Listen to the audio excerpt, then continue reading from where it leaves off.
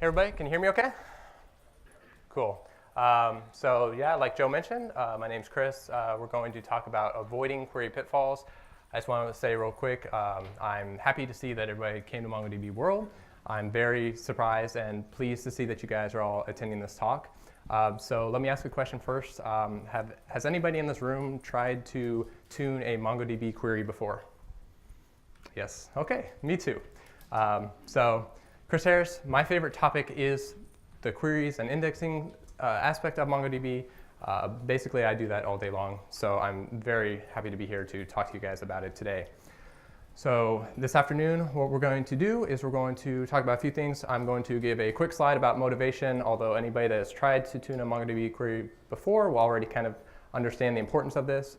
I'm going to just quickly summarize who I am and maybe why what I have to say might be meaningful. And then we're going to actually talk about 3 items in MongoDB that I would consider pitfalls.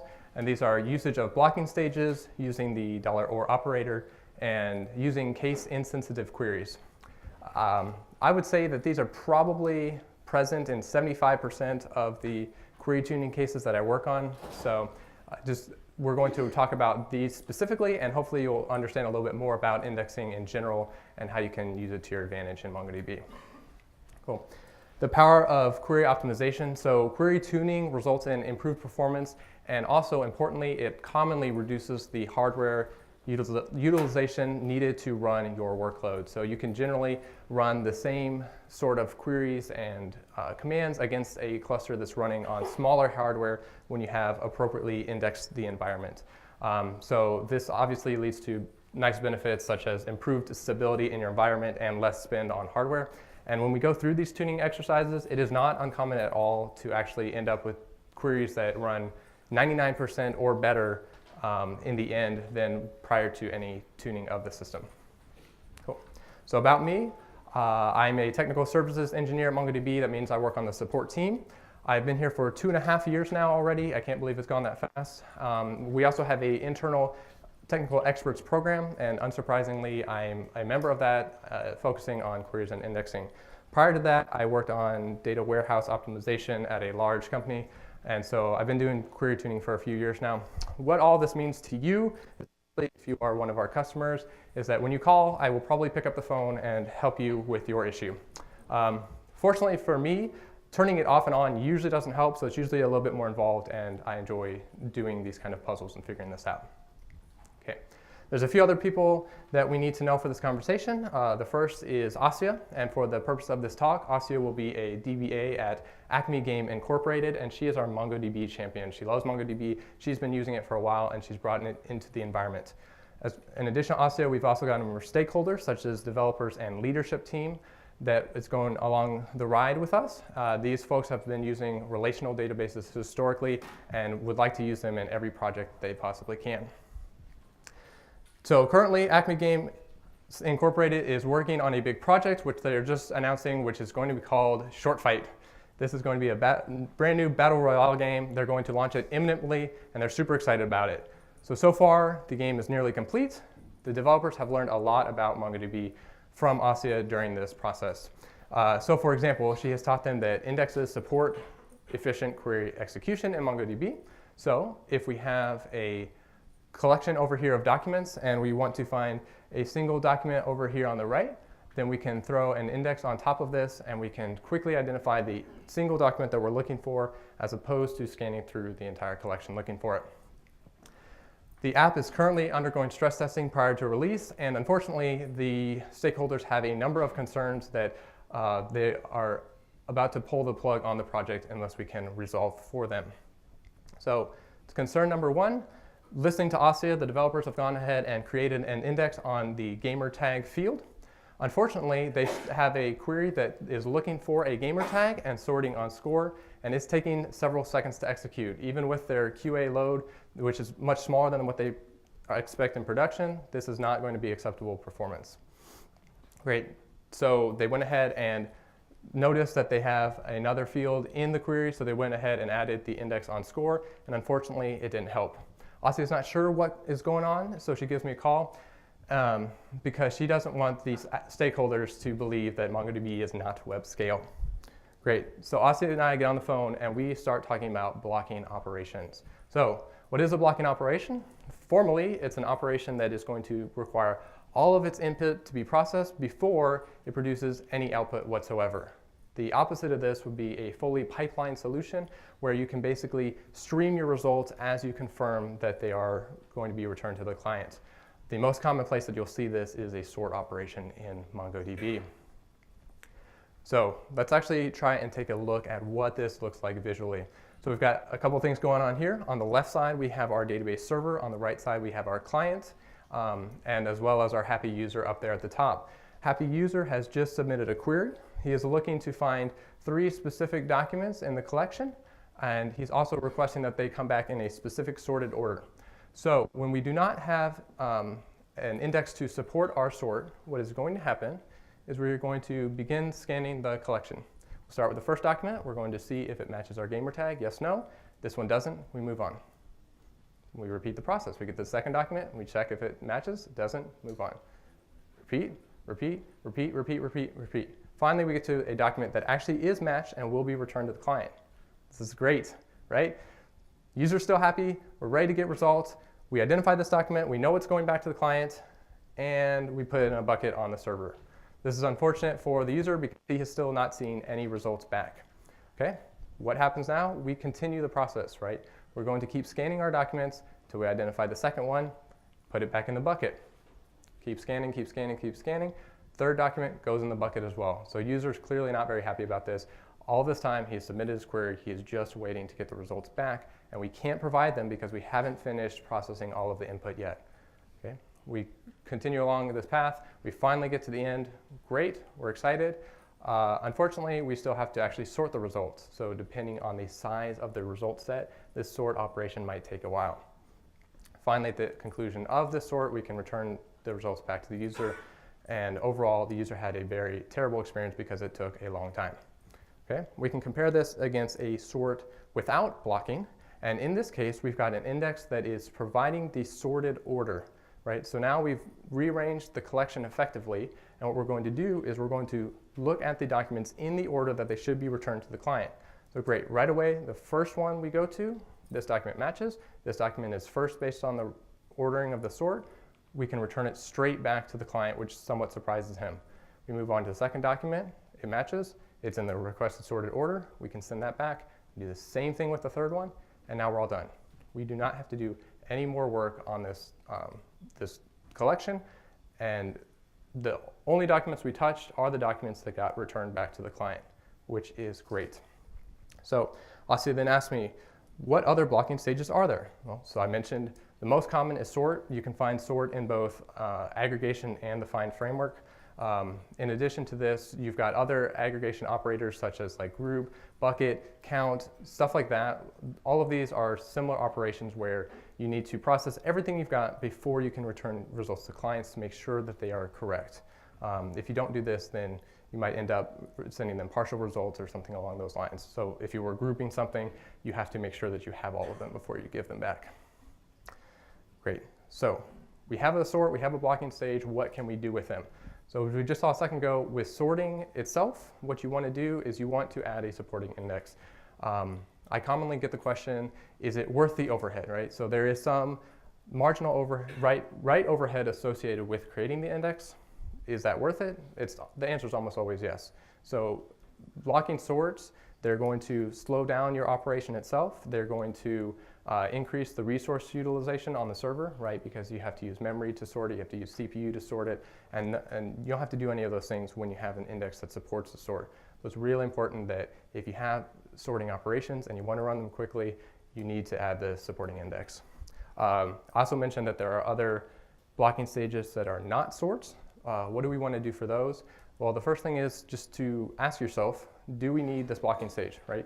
So a number of times we will receive an aggregation from a client and they will ask us to optimize it. And my first question will be, what are you trying to accomplish? And they don't know.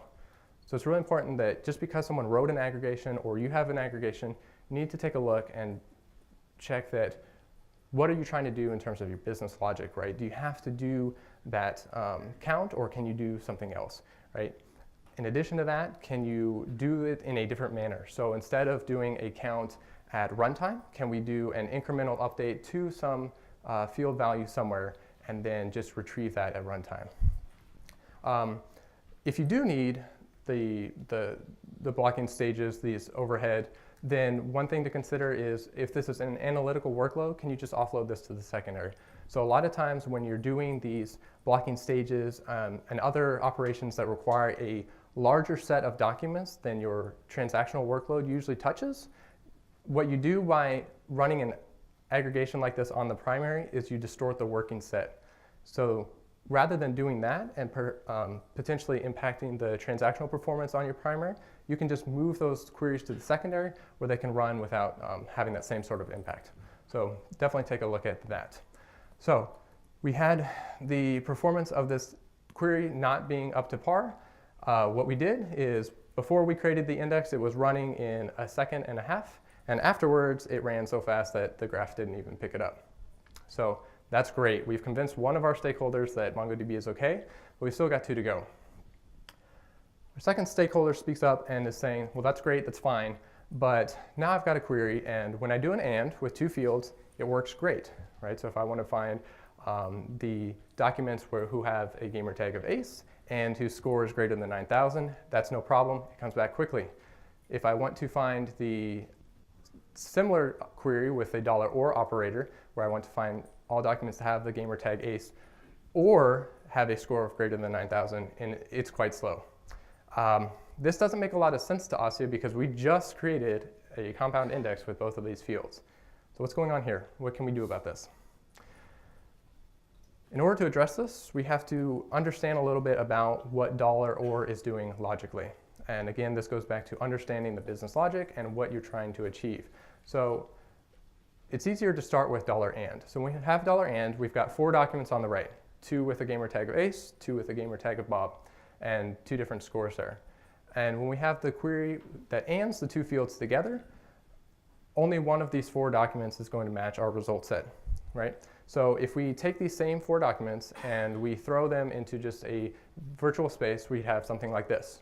And now that they're just floating around, we can group them logically. So we can take a circle and we can put them around the ones on the left, and these are all the gamer tags of ace. We can take another circle and put them around all of the scores greater than 9,000. And what we've done is effectively just created a Venn diagram. Great. So if we start off and we bound only on the gamer tags with ace, that gives us a superset of the data that we're going to end up returning to the client. So specifically over there on the bottom left, the gamer tag of ace and the score of 500 does not match our AND query. And so when we combine the 2 filters together, we're going to end up with just this small subset overlapping in the middle of the Venn diagram. So visually, we can now turn these into documents. So again, only the green document in the middle is the one that we want. And we can move these down. So we'll take the 2 ace documents, put them down here on the bottom left. We'll take the 2 Bob documents, put them down here on the right, and we'll create an index on top of that. So what we've got here is our compound index on gamer tag and score. So down the left tree, we've got all of the documents with the value of ace. On the right side, we've got all the documents with the value of Bob for gamer tag. And the single document that we want to find is over here in that left branch. So when MongoDB traverses this index, we can apply the compound bounds from both of the fields. And so we were going to look at only gamer tags of ace, and we're also going to bound our score by greater than 9,000. If you notice, the score index is descending, so we're actually going from infinity down to 9,000. So when we actually do the traversal, we can start at the root, we'll move down to the ace values, and then again we can filter down to the greater than 9,000 values and identify the single document that we want. Great. Now we're going to take that and we're going to compare it with the $or example. So now we've taken our 4 documents and only one of them matched before, and with the same predicates but the other query operator, we've now got 3 different documents that match, right? Because 2 of them have ace and the other one that has Bob has the appropriate score to also match our requested filter. So visually, let's do the same thing. We've got our Venn diagram back here, and again, starting with the gamer tag of ace, you'll notice that it only encompasses 2 of the 3 documents that we want to find. So rather than this being a superset of the information that we can bound down, this is now a subset of the requested results, and we need to increase to get this last matching document that's on the right of a value of 9,500 for Bob. So now we've gone from the single overlapping matching document to these 3 documents that are spread out. Great. Let's do the same thing again. Now let's turn these into documents. So all 3 of the green ones in the circles are the ones that are matching this time around. So we're going to take Ace, we're going to move him down on the bottom left. We're going to take Bob, move them down to the bottom right, and we're going to build up our same index from before. So gamertag score, Ace on the left, Bob on the right. So this is where the magic happens per se. A lot of folks will hope or expect that we can apply similar index bounds as to what we did before, right? So we've got like somehow we can bound on Ace and we can do like a score bound. But when you actually try to logically work your way down the tree with this, it doesn't work out that way, right? So we'll start at our root node here. We'll go down to Ace because that's what we bounded on. And then, well, now we already have a problem because if we're only going to bound greater than 9,000, then how do we get both of these documents down here? But let's just say somehow we did, and we got both of those. Well, we're already out of luck because we can't get back over to the Bob document on the right that matches our results, right? So when we do this, we actually can't use this index effectively in order to find all of the requested documents. Further, what will happen is you can force MongoDB to try and use it with a hint or something similar, and you're going to end up with index bounds that look like this, which are min key, max key. That just means that we're going to do a full index scan, which is not optimal. And as we'll talk about in a minute, it's actually worse than doing a collection scan most of the time. So Asya asked the important question, is there anything that we can do in order to improve the performance of this query? Well, Asya, yes there is. When we're doing a $OR, what MongoDB can do is it can traverse each branch of the OR individually. So rather than trying to do these compounded bounds together at one time, we can go down different traversals of different indexes, and we can pull the results back together. So in this case, we've got 2 branches to the OR, so we want to create 2 indexes, 1 for each side of the OR. So let's take a look at what that looks like. So instead of having this single compound index that we had before, let's blow that away, and let's build up 2 individual indexes like on the previous line. So over here, we'll grab the gamer tag. So we've got 2 for Ace, 2 for Bob, and that's going to be our gamer tag index.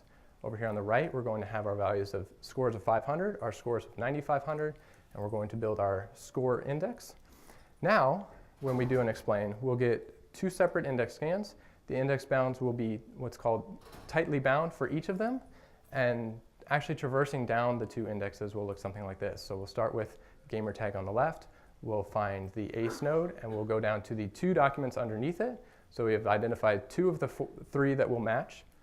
Similarly, we will go down with the score index, traverse the greater than 9,500, and it also identifies 2 matching documents. So you'll notice here that we've actually identified 4 documents because we've found that same one twice. That's no problem. MongoDB will just deduplicate the result set before it actually sends the results back to the client. So in this simple example, we looked at 4 documents and there were 4 documents, but when you actually have a large production workload, the deduplication effort is often small, especially compared to the rest of what you will be doing. So it's never been a big deal to deduplicate this result set, and it's much more efficient to do it this way than to try and do the min-max index key bound scanning that we were looking at earlier. Our recommendation, use multiple indexes, but then Asya asked another great question, which is, we just created a compound index of gamertag 1 and score -1, right? Do we need to actually make both of these indexes that are over here on the left? The answer to this is that you don't. So MongoDB can use the prefix of an index to satisfy queries. So if you query on the first field of an index, even if you don't use the others, you can still use that index to find the result set. So specifically for this example, we don't have to create the gamertag index because this gamertag index that's compound on the right provides a superset of functionality. So it will actually take the place of that other one, and there's no need to have both separately. Great. Sure. Will it be efficient if we change that old query to the new query?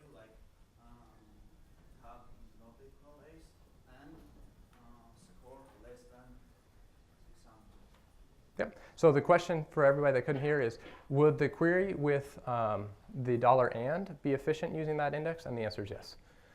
The answer is absolutely it will be, because we can tightly bound, because the combined field predicates will be applied to all of the documents. So we know when we get to that branch of the tree that it's everything under that branch and only everything under that branch that we want to get back. Okay? And for reference, when we're talking about this general approach, it also works when you've got a sort applied to the operation. So if we do our $or and we append a sort to the end of that, this same technique will still work. There's a caveat, which is you may end up with another blocking sort. The answer to that is you want to do the same technique where each branch individually provides a non-blocking sort, and then combined, what will happen is we will get each stream of documents in sorted order, and we can combine them in linear time using a sort merge plan, which is much more efficient than, again, doing a blocking stage here. So if you want to take a look at that, what you'll do is when you run your explain, you want to take a look and see that there's a stage in your plan that says sort merge as opposed to just sort. Right, so stakeholder number 2 was very concerned. We've now created the correct indexes for their query. And again, the performance went from a second down to maybe 10 milliseconds, something that barely even shows a blip on our graph over here. So super, we've now convinced 2 of the 3. We've got one other guy to go. Now this guy is a little bit more concerned because he says, wait, hold on. We cannot even find gamers. So when they're running this query over here, which is just, again, a query against the gamer tag, it's taking several seconds to run. Worse yet, they went and took Asia's advice and they have that gamer tag index, and it runs actually worse with the index than without the index, which makes no sense to them. So what's going on here is we're going to talk about case-insensitive queries. So let's say we have a set of 7 documents over here on the right, and let's say we're looking for one that has a gamer tag of ace with only the A capitalized. That is one of the 7 documents. So if we go over and take a look at the left side, we've got 2 equivalent queries that will find and return that single document. One is a RegX that's bounded on both sides, and the other is the more common string version of the find. When we create our index to take a look at how we can access that data, this looks a lot like earlier where we've got the root of the index, and because we're doing an exact match, we can go down to the single node that points to the document that we want, and you can see down here that the index bounds applied to the query find is tightly bounded, right? So we can just look at the single document and return it rather than looking at a superset of the documents. Okay, now when we switch over to the case-insensitive version, we've got our 7 documents over here on the right. We've got the same 3 characters that we're looking for, A, C, and E, but now 4 of those documents match instead of just the one from earlier. There's a few different ways that you can do this. So for example, the first 2 queries here are regexes. Just different syntaxes for the same thing, but we've applied the I option to the regex to make it case insensitive. As well as at the bottom down here, we've also got a find that applies a case insensitive collation to the operation in order to find the result set. Asia asks, well, is $text search the same thing? It's actually not quite the same, and a lot of this has to do with word boundaries. So text search bounds the keys that it generates, so depending on exactly where you're trying to do your searches, it may or may not produce the exact same results, but it's in the same general area. So when we build this index to do the case-insensitive search, you'll notice that our 4 documents are kind of spread out here, right? They're no longer in a single range, a single contiguous range when we're scanning through. So now instead of being able to go to one place and scan to the end to find the documents that we need, we'd actually have to skip over documents in order to identify all the matching ones. So even more importantly here is the fact that the query engine is unable to provide any real bounds to this, right? Because now it doesn't know where to stop, right? You may have a matching document that is way at the end of this index scan, and it's not going to be able to identify it. So when we do this, that's why the index scan ends up being a little bit slower. So the recommendations here are to build a case-insensitive index. So we can do this beginning in MongoDB 3.4 with collations.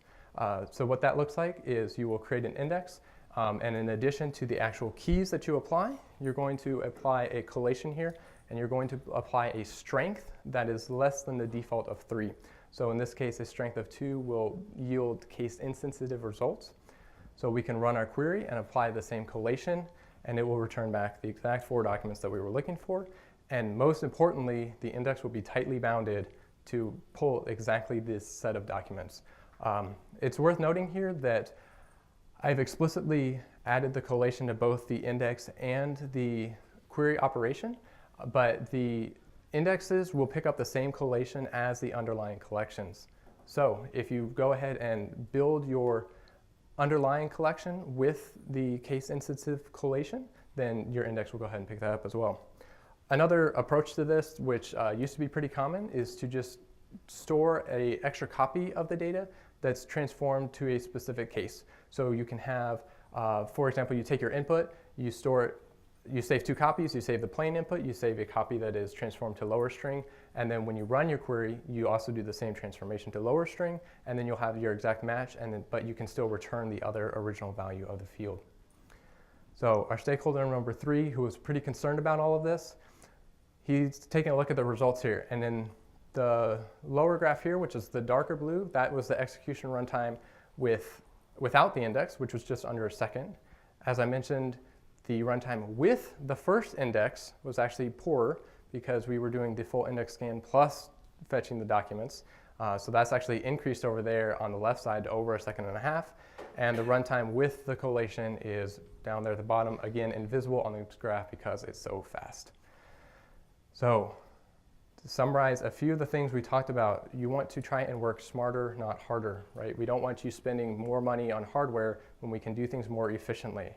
So first, you need to attempt to understand the business logic. Make sure you're actually trying to gather the results that you need in an efficient way.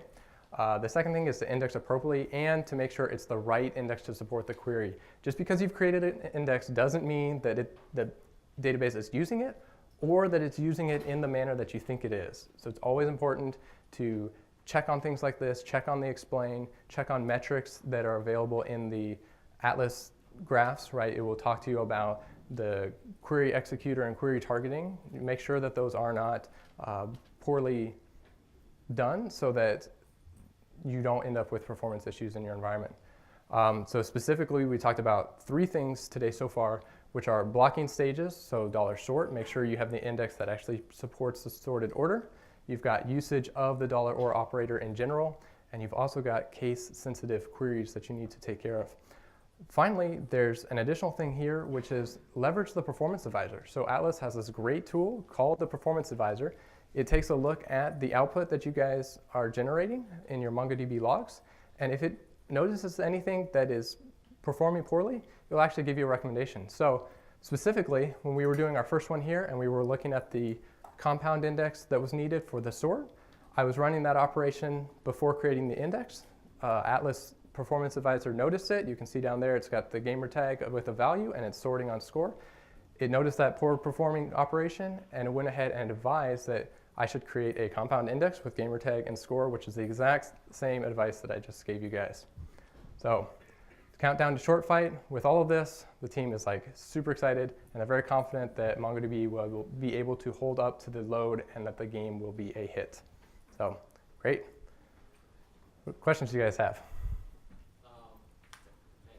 Yeah, I think we're supposed to have a mic. Here, one mic. Could you go back to the slide where you first introduced the RegX?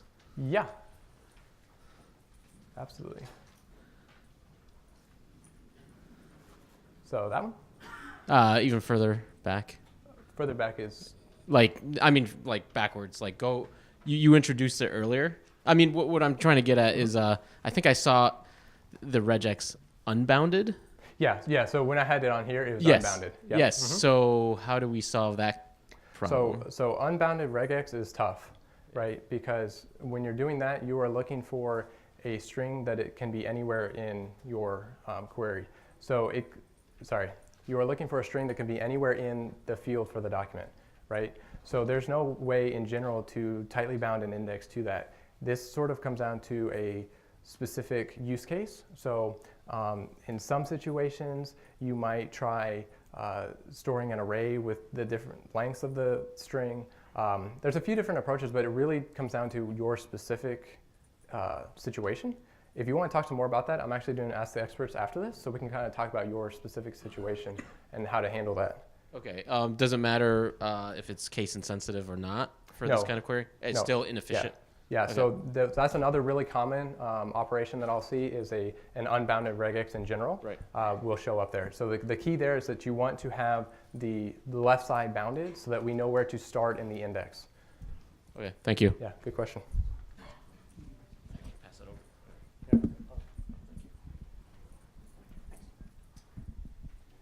over. So is there a way to have accent insensitive searches? So like if you have an accented E character or something? Yeah, so with the strength that you apply to the case insensitive index, or sorry, the strength that you apply via the collation to the index does apply to that too. So if I'm not mistaken, if you apply a strength of 1, you can overcome that, and you can get tight bounds there. So just take a look at the documentation, and it'll kind of give some guidance on that.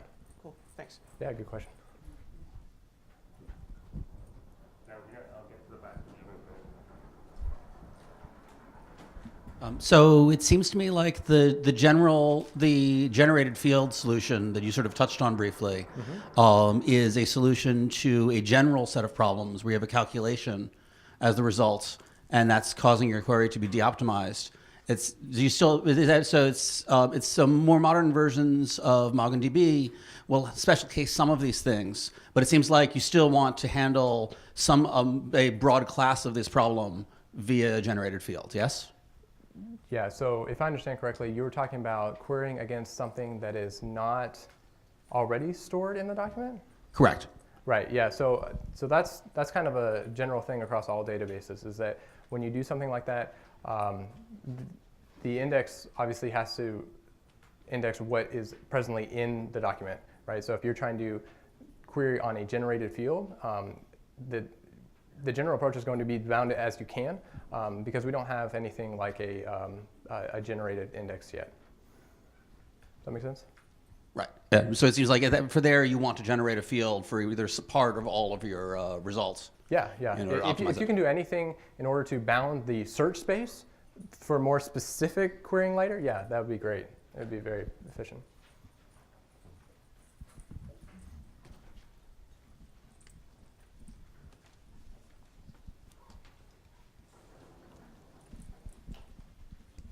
Hi there. What sort of maintenance required for the index? Do we need to recreate periodically, or we need to update any stats kind of stuff? Nope. So you don't have to do any sort of maintenance on your indexes in MongoDB. MongoDB will take care of obviously updating them when documents are inserted or changed or deleted. And in MongoDB, we currently don't use any statistics in order to do our query planning, right? So we actually go ahead and execute the query with candidate plans and find a result, find a winning plan based on that. So there are no statistics to gather at this time. And while he's running the mic, I'll just say that, like I mentioned, I'm actually headed down to the Ask the Experts session right after this. So if you guys have specific questions, or you want to give me feedback about MongoDB, your experience, what you like, or what pain points you've encountered, feel free to come find me. I'd be happy to talk to you. I have a question about this specific example. Yeah.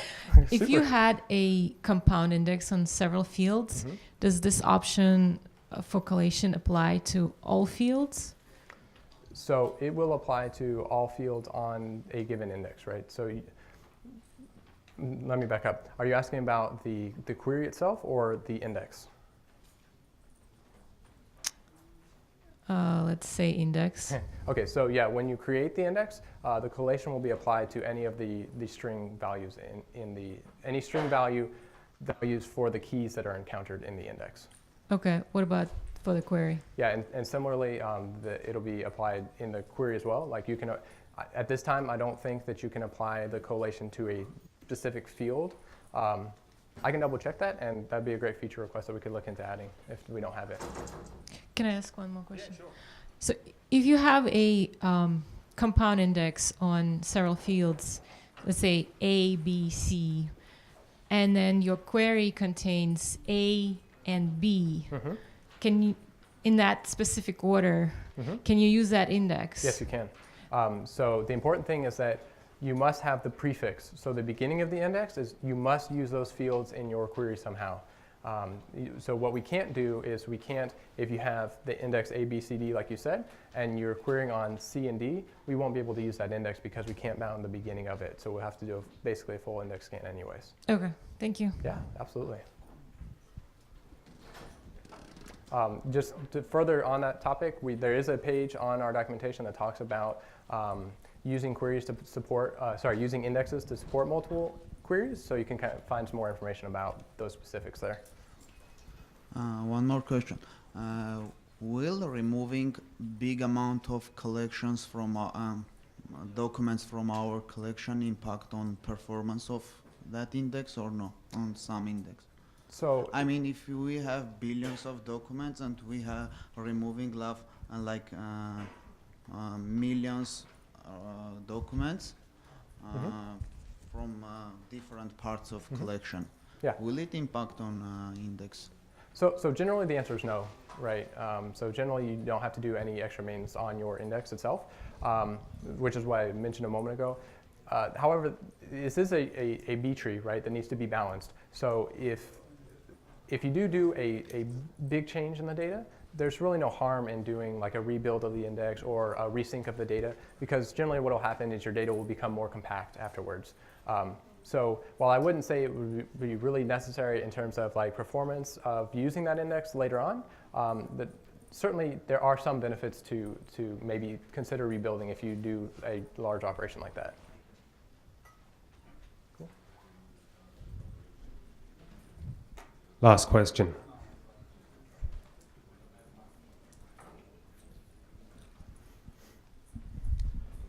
What is your opinion on wildcard indexes?